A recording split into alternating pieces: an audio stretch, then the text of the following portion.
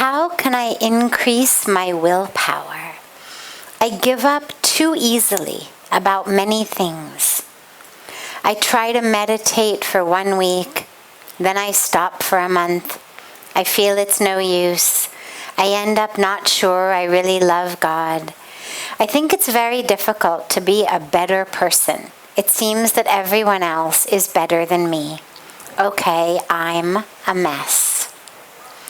No, you're not a mess. You're not a mess. You're very, very human, very beautifully human, very honestly, vulnerably human.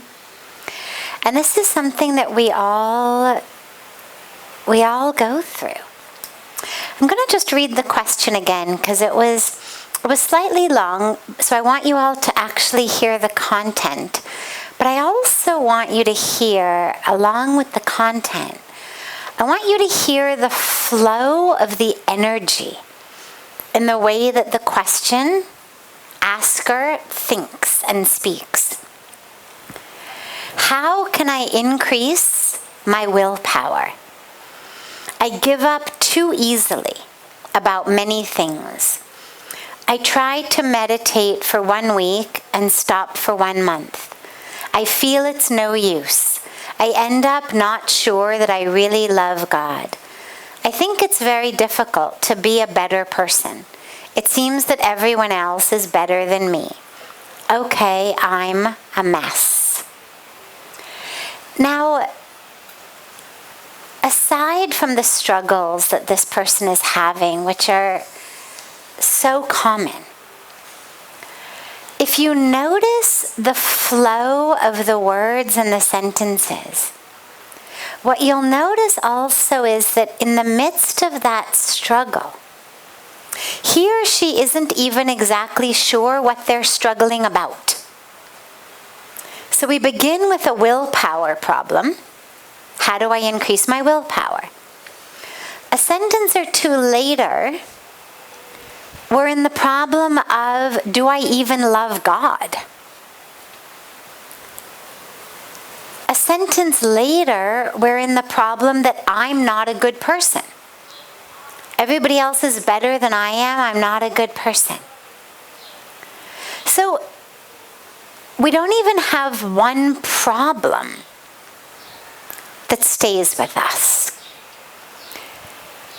I don't have willpower means essentially, in general, I'm a good person. I'm a committed person, but I've got this weakness of my willpower and I need to increase it. Okay. Then we've got a situation of,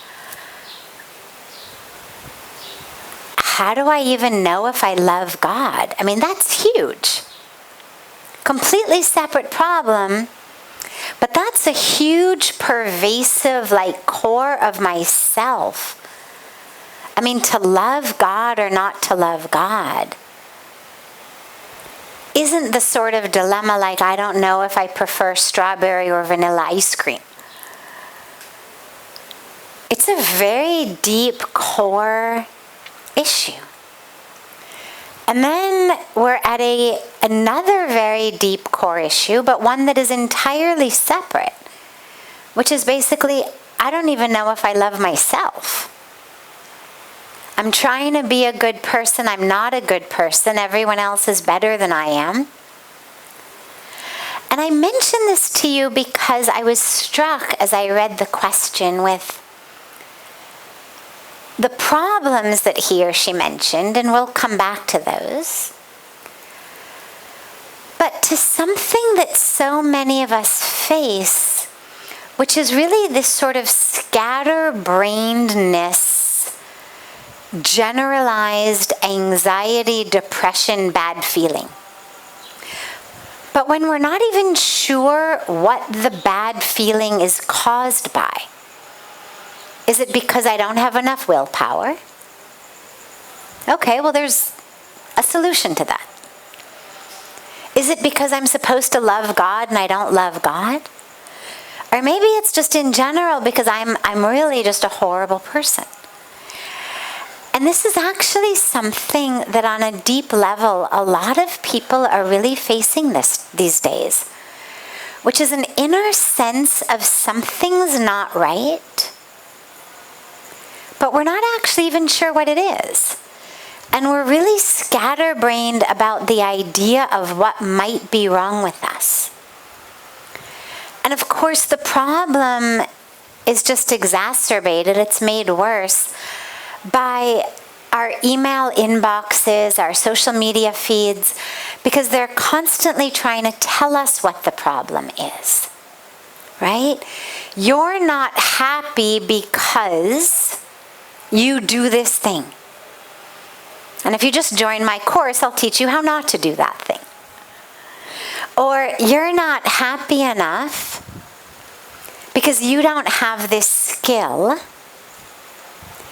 And if you just join my course, I'll give you that skill. So they're all advertisements. But embedded in the advertisement is this indoctrination of what it is that is wrong with you.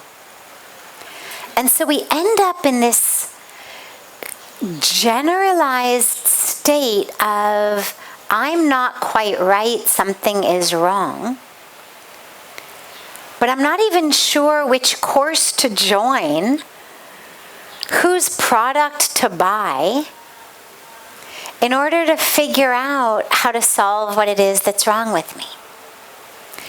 And this is actually where our spiritual practice of meditation and mindfulness are so powerful, because what they do is they get you beyond the story that the mind is telling. Because you see in just the question how many different stories his or her mind is telling them? Right? One person, one question, and 3-4 different complete stories. You're a good person, but you lack willpower.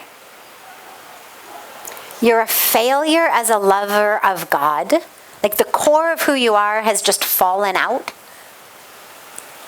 And by the way, in general, you're a total mess. Completely different stories. So, for all of us, this is where that meditation and just mindfulness is so important. To just be aware. I'm not my thoughts. I'm not this sense inside me telling me this is wrong, that's wrong. I'm actually that which is whole and complete. I'm not the thoughts. And this is what all of our meditation teaching teaches us. You're not the thoughts. Now, we then take the actual individual issues, because they're all important. But it's important for the asker of this question to realize there isn't actually anything wrong with you. You're not your thoughts that tell you all of those things. But let's look at them. Because you've brought them before us, you've brought them into satsang, we'll look at them. Number 1, lack of willpower.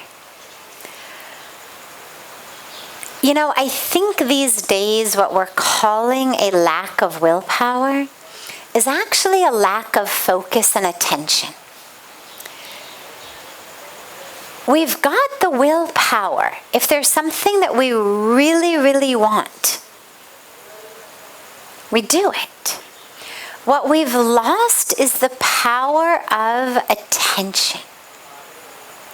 And so when we've decided, for example, I'm going to meditate, I sit down, I've got to stay focused, I've got to stay attentive, but I'm not able to do that so well, so I jump up, meditation is over. Then the time for my meditation the next day, I I realized I wasn't able to stay focused. So instead of trying to sit and meditate again, I just do something else. It's not willpower. It's attention. And it's patience. Because what's happened to us is we've also lost the ability to just be patient with ourselves. Everything now is immediate, right? Whatever you want, you can have it immediately. Go on Amazon, order it. In India, it still takes a couple of days. In America, same day. Same day service, whatever you want. Like it occurs to you. And there it is. Pretty soon, you're just going to think it. And Amazon's going to intuit it. There'll be something you can buy and stick in your brain, and you'll just have a thought, and Amazon's going to send it to you. Whatever we want, it's there immediately. Our sense of focus and attention has gotten much less. It used to be that we had long conversations and we read books. Then we shifted to watching TV, 30-minute shows, 1-hour shows, 2-hour movies. Then we shifted to online. And we're now at a place where basically if it's not 3 minutes or less, nobody's going to watch it. Our attention has gotten non-existent. So we've lost the ability to simply be patient. If a video doesn't grab us, I've been told you've got 3 seconds. Right? This is the wisdom of people in the world of communications today. You've got 3 seconds to grab someone's attention. Really? 3 seconds? I mean, that's all we can actually pay attention before we scroll?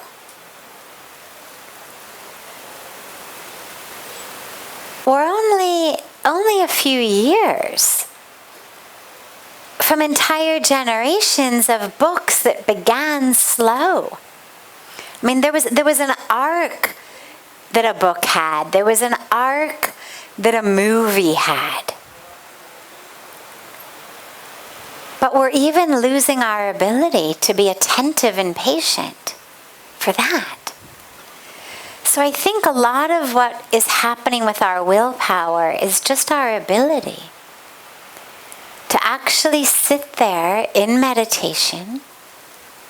Okay, nothing's happening at the moment, no problem. I'm just going to be aware of that nothingness.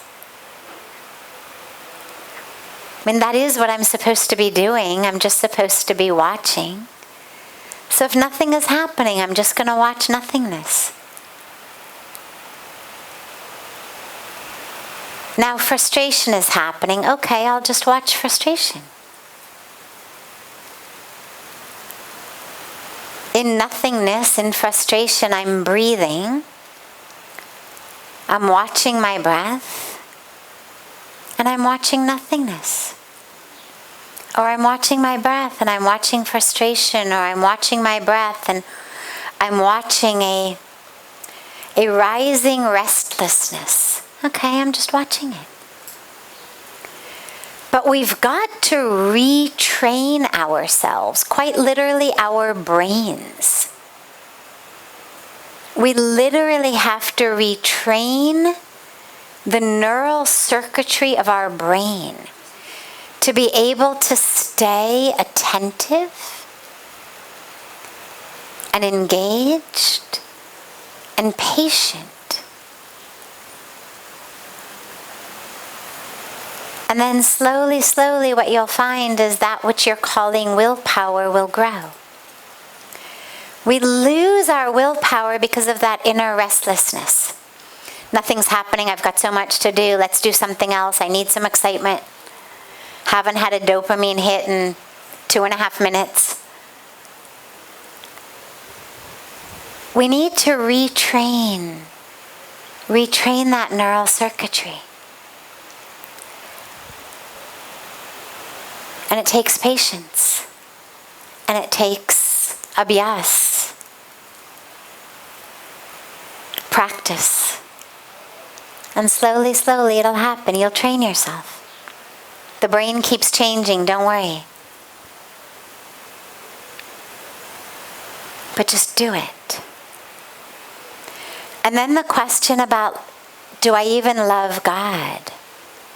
Well, that's not a question for the mind to answer. And the more you try to bring the mind into love, the more off track it goes. I mean, just imagine, close your eyes for a moment, and just imagine the most beautiful hug with someone you deeply love. It could be a parent, it could be a child, it could be a spouse, it could be a friend, it could be a tree, it could be your pet. But just a beautiful, beautiful hug in which you just lose your sense of self. You lose where you end and that other person begins. Now imagine, as you're doing the hug, that you've been given the instruction to figure out approximately what percentage of your weight you are holding up and what percentage you have put on the other person, and approximately what percentage of weight the other person is holding of theirs and what they've put on you. Okay? What happens to the deliciousness of the hug? What happens? The moment you start trying to figure that out, what happens to it? You can open your eyes. What happens to that feeling? Is it just as ecstatic? No? Everybody shaking their head no. Why? Why isn't it so ecstatic anymore? 1 minute you're in ecstasy. The next minute you're still hugging the person. They haven't done anything wrong. You've just been given something to figure out. What's happened? You've brought in the mind. And the minute the mind comes in, love now is at an arm's length. Now I've got to figure it out.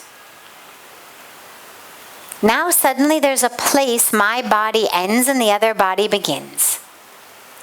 Where we were two become one, now suddenly we are very much two and I have to figure this thing out. And by the way, that's true regardless of what you are thinking about while you hug. Oh wow, you must be exercising a lot. You feel really strong. Your back is strong, your arms are strong. Even so, it's going to pull you out of the moment. Suddenly, two becomes one, becomes two again. So the mind should never be engaged in love. So if you're trying to figure out if you love God, you're just going to drive yourself crazy.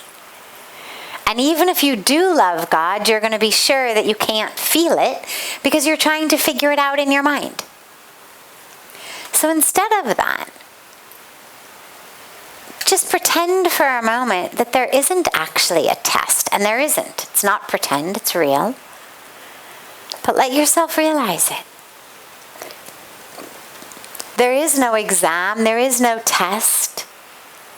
There is no lie detector that somehow somebody's going to come down and stick you up and you're going to have to say if you really love God or don't really love God, and it's going to measure you. Regardless of whether you love God or not, we always should love God more. So instead of focusing on where you are on the love God scale, focus on how you can love God more. If you already love God, it'll just increase. If you don't yet love God, no problem, it will start. Just focus on that. Focus on ways in your life that you can love God through prayer, through japa, through seva. Whoever you serve, try to see the divine in them. Whoever you meet, try to see the divine in them. You know, when we do namaste, it literally means I bow to the divine in you. Well, there you go. It's a beautiful practice. Whoever you meet, just say namaste. Can you actually bow to the presence of the divine, to God in them? Bow to God in them. And if they happen to be someone you love, well, there you go. Love God in them. And slowly, slowly, slowly, that love will blossom. And lastly, it isn't hard to be a better person unless you are competing against other people. And we should never compete against other people in anything. We should only check ourselves within ourselves. So if yesterday I got angry 5 times, maybe today I could get angry only 4 times. And if you got angry 8 times today, okay. At the end of the day, we pray to God for the strength that tomorrow I should get angry less. Don't compare yourself to others. Compare yourself only to what you know about the truth of yourself. Are you living as an instrument of the divine? Are you living as an embodiment of the divine? Are you living as love? Are you living as truth? Are you doing your best? It's all that can be asked of you. Just do your best. And if you find that your best doesn't satisfy you, no problem. Just ask God for the strength. The strength to do better the next day. In the morning, pray for the strength. And it'll be given, you'll have it. But remember, you're human. We're divine spiritual beings in a human experience. And in that human experience, we struggle. It's okay. The goal is not to figure out how to do this human thing perfectly. Inherent in the very nature of being human is we're going to keep messing it up. The point is to realize that we're here to do our very best as humans, but to realize that at the core of who we are, we're divine. Regardless of how much we mess up the human part. And to connect with that divine inside you. So know you are not a mess. Believe in yourself. Feel that presence of the divine in you. You are not a mess, I promise.